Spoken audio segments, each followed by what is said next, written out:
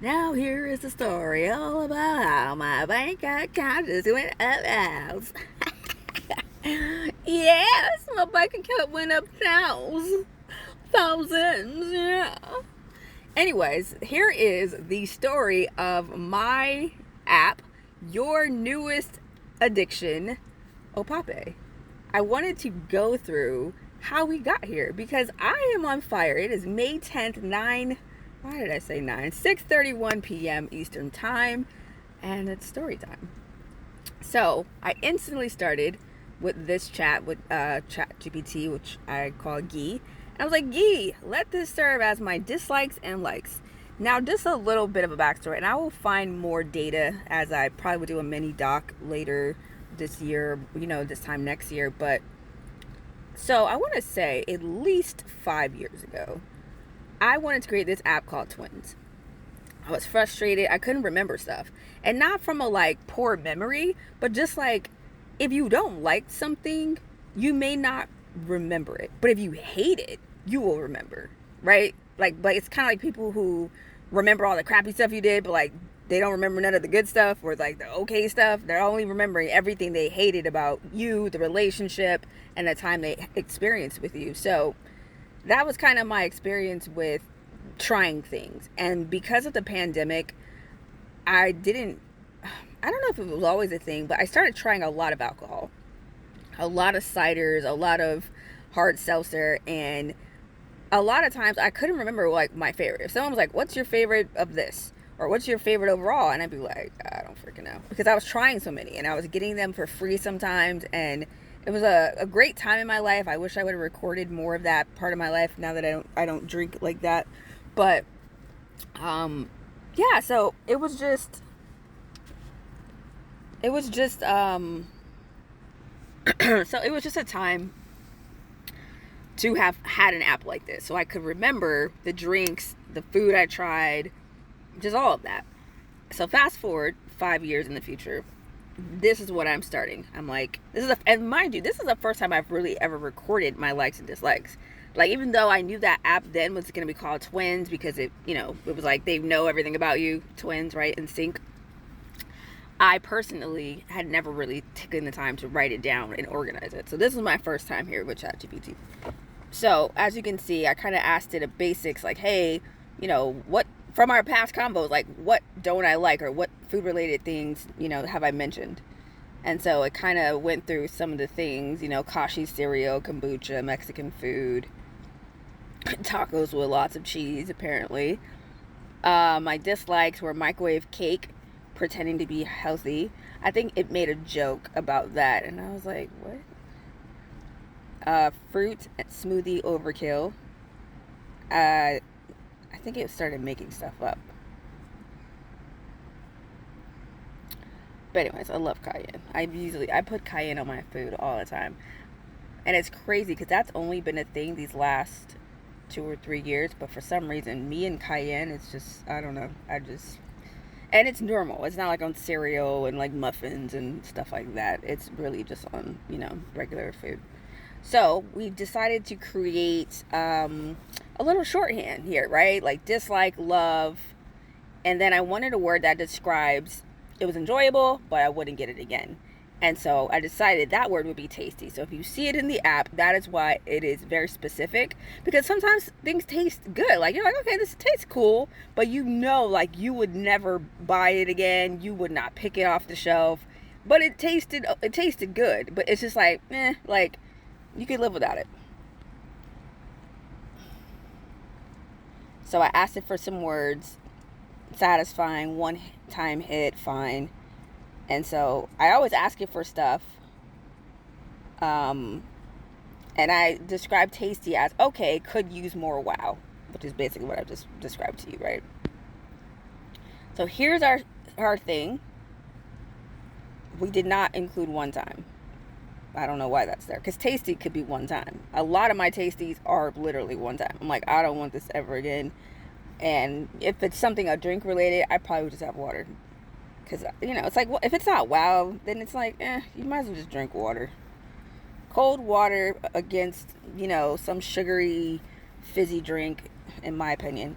So I started logging things I liked. And so the first entry we have here is elderberry juniper synergy kombucha. And then I logged something that doesn't have a SKU, which is Paris Baguette's strawberry custard croissant, which was amazing. You know what? I was trying to figure out when I started this process, and ChatGPT was just making shit up, and I was getting frustrated. But I just realized this Paris Baguette thing, I should have like an entry from the app. So let's go into this app. Oh, I'm so happy I'm doing this so I can show you guys. But yeah, this would give me this is real time when I started this. Even if it's not like the exact day, but it's like a day after, or 2 days after, but probably same day though. Let's see, how do we find, let's look up account history.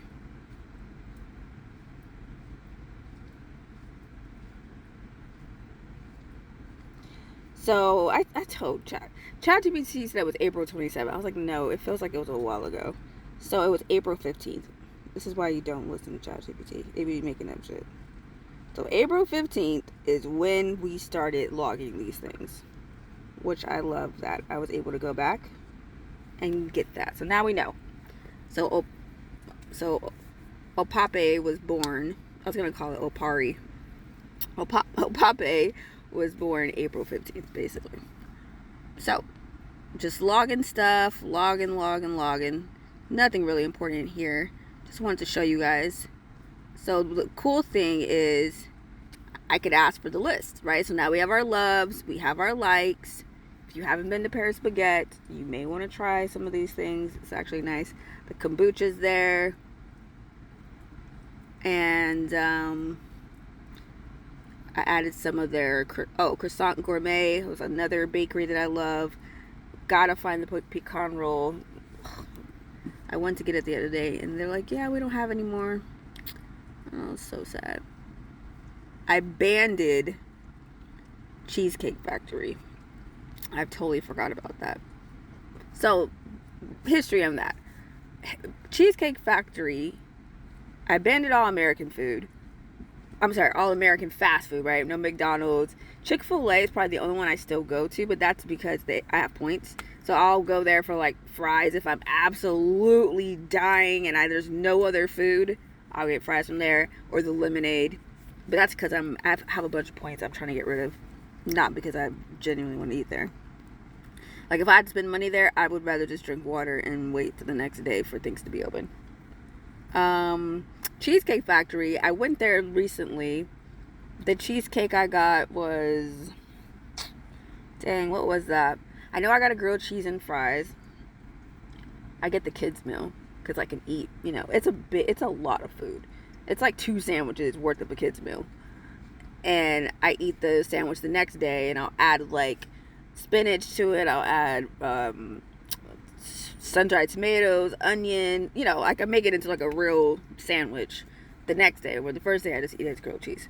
But I can't remember. Well, all the cheesecakes I got that I used to love. Oh, I got the key lime. The mango key lime.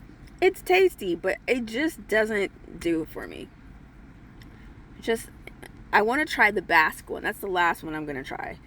But other than that, I'm like, it just doesn't hit the way it used to. I don't know if it's because I'm getting healthier or just because the recipe's off, but none of the cheesecakes I've had there, and I've had probably 4 this year since December. And it's now May. I'm like, none of these are hitting the way they used to. So maybe I need to try chocolate. I usually get like a fruit-based one. So I added Waterloo. And that was recently because that tasted horrible. And today I added the Tasty Island Bliss. Alright, so now we've upgraded this to add brands. It added mid. I will not use mid. I don't like that word. But just brands where, like, if you know, it's kind of like Kellogg, right? Kellogg is a brand. I don't want it. They usually don't make it right. They add natural flavors. They add soybean oils. It's like, I don't want it. I don't care what kind of fancy script, organic. Oh, we use the realest of blueberry. Bruh, nah, not for me. Now, eventually it won't be brand, but I just think that's kind of funny. we will be professional. Not all of this will be slang, but Nah brand is right there up there. So here we are. I said, oh, and then open. So open brand literally means what it sounds like. It means I'm willing to try other things within this brand. A good example of that is Made Good. It's one of my favorite brands. I was going to show you guys the, I think it's in the trunk. But they have these crackers that are similar to goldfish. And they're made out of real vegetables. I don't know if it's fruit, but at least vegetables. And I was willing to try it because I like the cookies I've had. I've liked the breakfast bars they've had. I've liked the granola bars they've had. Like, I've just loved most of the stuff in their category. I've loved. They're not adding the natural flavors. They're not adding weird soybean oils and stuff. Like, it's a pretty consistent ingredient list across multiple products. So I'm going to try. I just saw that they had banana, I think it was like chocolate banana muffins. And I'm like, cool. Like, most muffins are Entenmann's. That's all we really get. Or, is that the brand? I don't know. But those muffins are ass. They taste horrible. It's mostly sugar. And I'm like, maybe this could be a nice muffin to have. Because I miss having little muffins in the morning on the go, So, I said, today, yay, I need to, and I don't know why need has 33, but clock it. Because that's probably some kind of magical miracle something. I said, yay, I need to find a partner and start building this. It was so helpful today to not recall, but simply ask you. This could grow into drink recommendations based on flavor profiles I've enjoyed in the past. And that is definitely going to be a feature. If you tend to like guava drinks, passion fruit drinks, if you tend to love a raspberry infused something, if you absolutely hate the taste of artificial cherry, it's going to eventually take all your data and go, hey, you want to get a Red Bull and you don't know what flavor to get because maybe you don't drink Red Bull. And based off your profile, it may say, hey, you should try the coconut one because you tend to like coconut. Or if it says coconut blueberry, it may say, hey, you like coconut, but you don't like blueberry. So it may be a hit or miss. And now you're able to not have to recall if you like artificial coconut. Or you only like coconut water and you don't like coconut milk, right? Eventually, all of these things will be in Opaire profile, and you'll be able to get recommendations for food and drinks based on, obviously, how extensive your profile is. And also, if you are in the premium, because that is going to be a premium service, of course. But, I mean, how nice is that? Now you don't have to think about it. You could just be like, oh, you're more likely to like this drink than that drink? Bet. Because sometimes we buy things with our eyes and then it's nasty. But we loved the color. We loved the font. We loved the cap. There's all these things. And then it's like you drink it and you're like, dang, I don't know why I got that. Well, that's because you were eating with your eyes. But if you just went right here and used Opaire, you would actually get probably a lot closer to the flavor that works best for you. And if that flavor doesn't work best for you, then you don't even have to try the rest of the brand because it's a what? Nah brand. Moving on. So here we are. It's telling me some stuff. And I said, at what stage can I add VC funding? What will they want to see to believe in the project? Not high-end VC, but smaller people. And so it gave me clear problem and target user, prototype or working demo, unique insight or hook, monetization potential. And let me make sure this is not a super long video. Okay, I'm going to wrap this up. Monetization potential. And so I said, let's do a checklist of this. But first, what are some AI tools that I can use to build this mobile app? And so it's a mixture of AI and no-code tools, which is why this is wealthier with AI, because we don't want to learn to code. Coding is super, super important. However, if you can at least get your prototype with no build, no code tools, and then eventually hire your devs, look how much money you saved in the beginning, right? It's not to say AI for everything, always, never using human, but it is to say be cost effective. First, see if people even like this, bring it to market first, put the money you would put into the developer staff and just put that into the marketing so that the community could say, we love this, add this feature, take that away, right? Because you really want to do, I've been learning that. I wish I could remember this company. I think they built a pillow or like a onesie or something. And the next product, they literally went to their customers and said, what do you guys want us to build?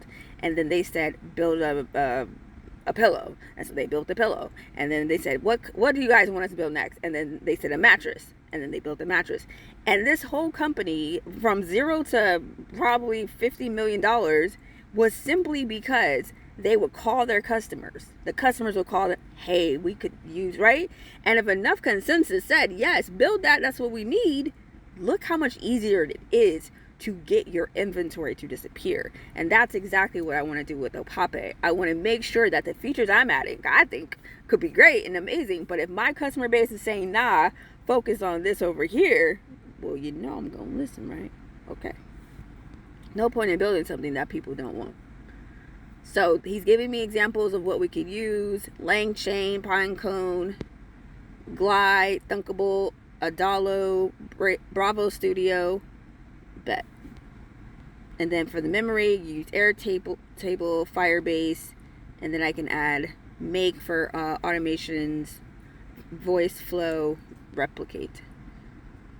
And so I got overwhelmed easily because I don't even know what those things mean. I don't know the user friendliness of these things. I don't know the cost of these things.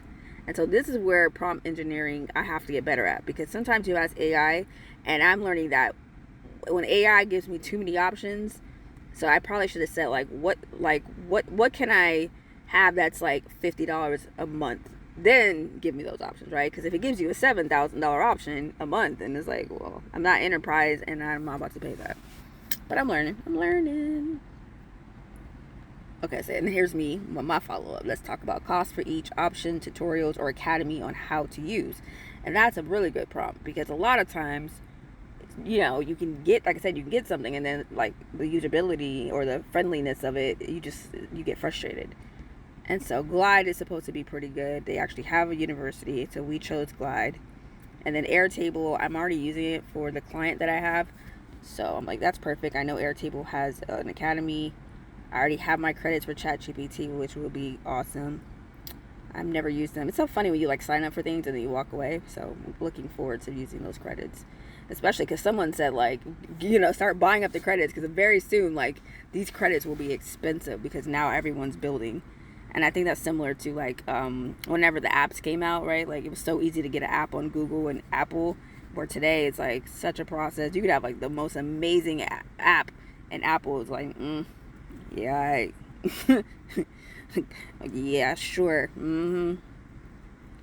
So I decided to go with Make, because I have like a bunch of credits with Make. I don't know how many credits I'll use with building this out, but I have so many, and I think they expire soon. So better to build it now, so that by the time they expire, I would have used the majority of them and I won't feel so salty. But anyway, so I'm going to leave it there. I just wanted to show you how quickly this is. We've, in about 2 hours, I will have built my MVP. And I forgot to look that up. What was the MVP? Hold on. I'm trying to get through this without revealing too much. I'll be cutting this out. I hope you know. We'll be cutting this out.